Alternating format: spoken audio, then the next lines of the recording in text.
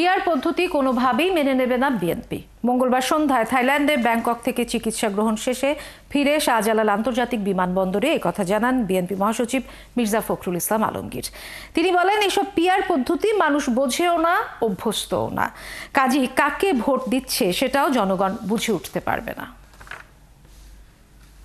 PR পদ্ধতি এই দেশের মানুষ ইউজ না, তারা বোঝেও না, তারা ঠিক মতো জানেও না। কোনোদিন এটা ইভিএম আজকে কতদিন চেষ্টা করে ইভিএম বাদ দিতে হয়েছে, আর পিআর পদ্ধতি তো আমরা ইউজ না কোনোদিন, এটা প্রশ্ন উঠতে পারে না। দ্যাটস নট অ্যাডাল্ট ফ্র্যাঞ্চাইজ, মানে ডাইরেক্ট যে গণতন্ত্রের যে অধিকার আমার, সেই অধিকারটা তো সেখানে বিঘ্নিত হয়। কিন্তু বাংলাদেশের মানুষ এখন নির্বাচন চায়, এবং নির্বাচনই এখন একমাত্র উপায় যে বাংলাদেশকে যে সংকট আছে রাজনৈতিক এবং অর্থনৈতিক, সেই সংকট থেকে উদ্ধার করার একমাত্র পথ হচ্ছে নির্বাচন, এবং সেটা একটা অবাধ সুষ্ঠু নির্বাচন।